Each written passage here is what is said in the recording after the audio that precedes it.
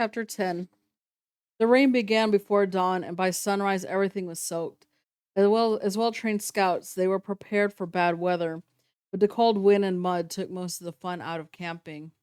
Usually on Sunday morning, the major led the troop on a short hike to some spot with a beautiful view, where he conducted a chapel service. He wasn't a preacher or a minister and didn't not require all the scouts to attend. He was, though, a wise man with a deep faith in God and a true admiration for what he created here on earth. Theo always enjoyed these hilltop chapel services, which he found far more meaningful than those conducted indoors in a real church. But with the rain falling, the major decided to skip chapel, hurry up with breakfast, and break camp. By 10 a.m., the old green bus was loaded and moving slowly away from Enid Point, inching uphill with its tires spinning in the mud. It eventually made it to the paved road, and everyone relaxed. As it gained speed and began humming down the road, many of the scouts closed their eyes and drifted away. During the night, most had slept in on and off.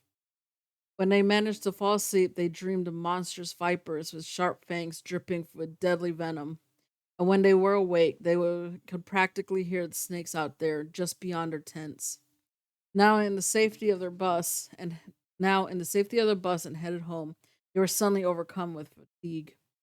The weather turned even worse. Traffic was slow they passed two serious auto accidents as they crept towards Strattenburg. The 2-hour drive became four, and the scouts grew tired of the bus. When it crossed the Yangtze River and rolled down into downtown, they let out a cheer. At the VFW, they unloaded their muddy gear and made plans to clean it by the following afternoon. By 3 p.m., Theo was home. Fresh from a long shower, he sat with Judge in the den and ate chicken noodle soup, while his father read Sunday paper and his mother flipped through a novel. The major flatly refused to allow his scouts to take their cell phones and laptops on camping trips. Camping was a great getaway, an outdoor adventure far from most of modern civilization, and he didn't want to ruin things by the parents getting hourly updates on everything the scouts were doing. Nor did the major tolerate pushy parents who made demands and wanted special treatment for their unique little boys. So Theo's parents had not heard the news about the great snake bite. After he finished eating and Judge was licking the bowl, Theo told him the story. His mother was horrified while his father found it amusing. They didn't know Percy or his parents, and Theo did a fine job of describing what a misfit the kid really was. He went on to tell about his late night meeting with the major and ended it all with the news that he was being suspended for 2 months as the leader of the Falcon Patrol. That's absurd, his mother said. Father seemed to agree. For a half an hour, they discussed and often debated the actions taken by Theo and the decision made by the major. At one point, Theo announced, "I'm thinking about quitting scouting." Both parents were silent. Theo continued, "The major thinks the scout patrol is just like a marine unit where everyone follows orders perfectly. Doesn't work that way. We're not that disciplined. I can't bark orders and boss people around. Nothing I could have said or done would have kept Percy away from that snake.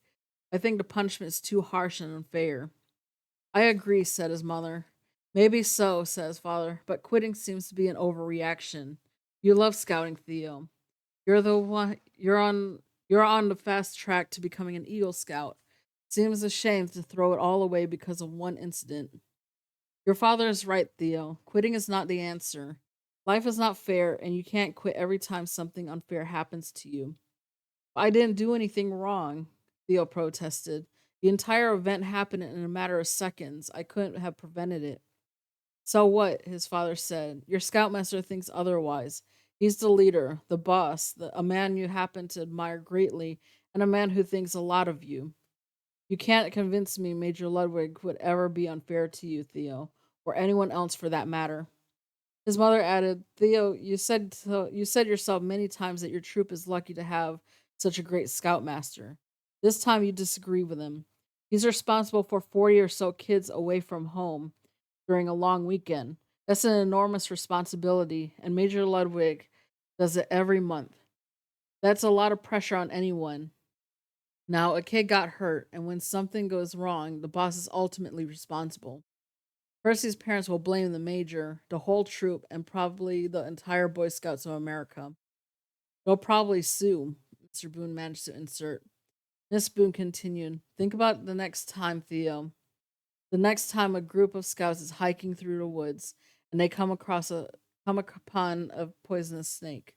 They'll remember this episode. The patrol leaders will be quick to retreat and maybe no one will get hurt. To which Theo responded, or maybe it'll be Percy again and he'll get tangled up with another snake. Mr. Boone lifted his newspaper as if he needed to continue reading it. Quitting is not the answer, Theo. Hang in there, get tough, double up on your merit badge work, and show the major you can take the punishment. And with that, he disappeared behind the sports section. Miss Boone hit was a bit more sympathetic, but not much. She said, if you quit, Theo, you will regret it for the rest of your life. You're only young once, and there's only one chance to succeed in scouting. It's been great fun until now, very rewarding. So don't let one bad episode ruin everything. Your father and I will be sorely disappointed if you drop out. Theo was often amazed at how other kids' parents were so quick to butt in and cause trouble. They sent emails to teachers at schools complaining about this and that. They harassed coaches after practice and even after games if so and so didn't play enough. They marched into Miss Gladwell's office unannounced and defended their kids when their kids were clearly wrong. They threatened to sue if so and so got cut from the team or excluded from school play or didn't make the cheerleading squad. At the moment, though, he sort of wished his own parents could show a little more support. Now they were both reading. Judge had a full stomach and was asleep with his tongue hanging out. No one wanted to listen to Theo, so he went upstairs to kill time on his laptop. Monday morning, and Theo was not excited about starting another week of school, and with good reason. By the time he sat at his desk, Mr. Mount's homeroom at 8:40, he had already been asked a dozen times about the great snake bite. Percy's mother had evidently taken a photo of her poor child as he lay wounded in a hospital bed over in Knotsburg. The photo captured Percy's smiling and goofing face, but the center point was his bare, swollen leg. And it was really puffed up.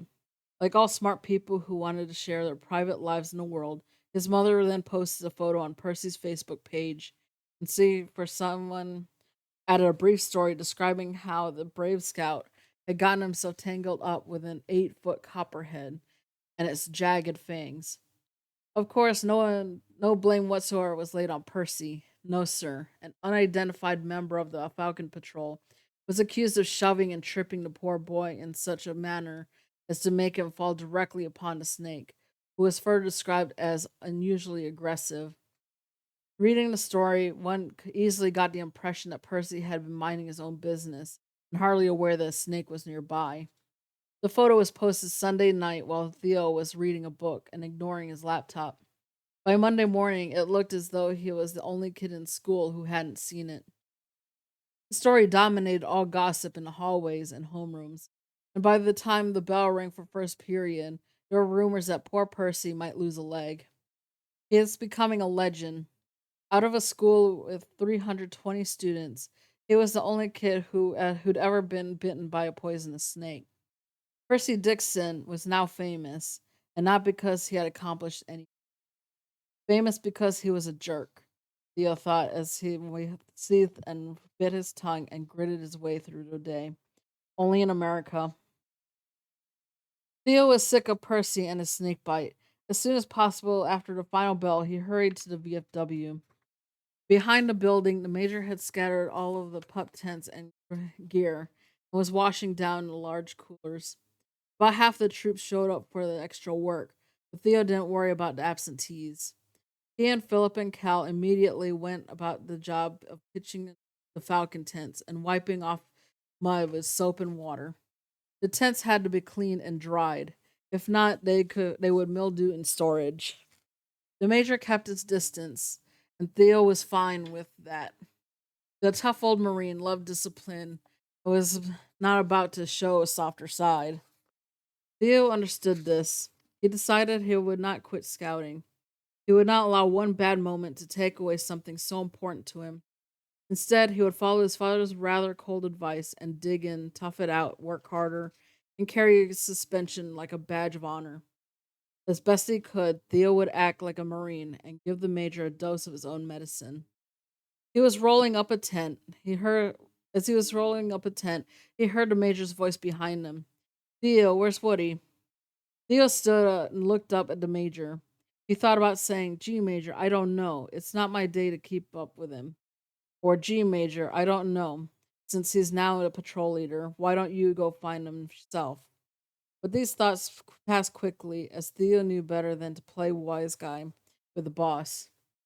Theo said, Not sure, but I think he had something after school.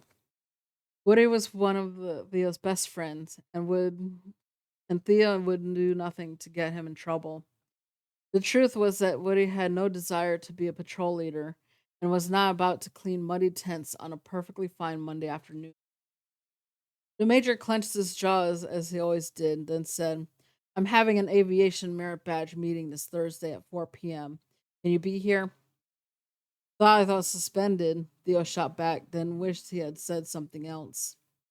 You're suspended as a patrol leader, not from scouting, the Major said coolly. Theo thought for a moment. How cruel was this? At a time when he planned to stiff arm the Major as much as possible, the guy brings up the aviation merit badge. At the moment, Theo was working on 4 merit badges: aviation, world government, computers, and veterinary science. All nice subjects and all chosen by him. The other three, though, were not nearly as exciting as aviation. The Major had promised Theo and the other 5 scouts in the study group that they would visit a regional airport, see the inside of an air traffic control center, and best of all, take a real flight in a small Kenza. Okay, Theo said. Great. See you Thursday.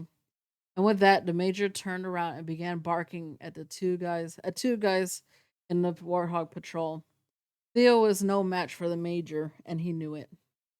That's the end of chapter 10.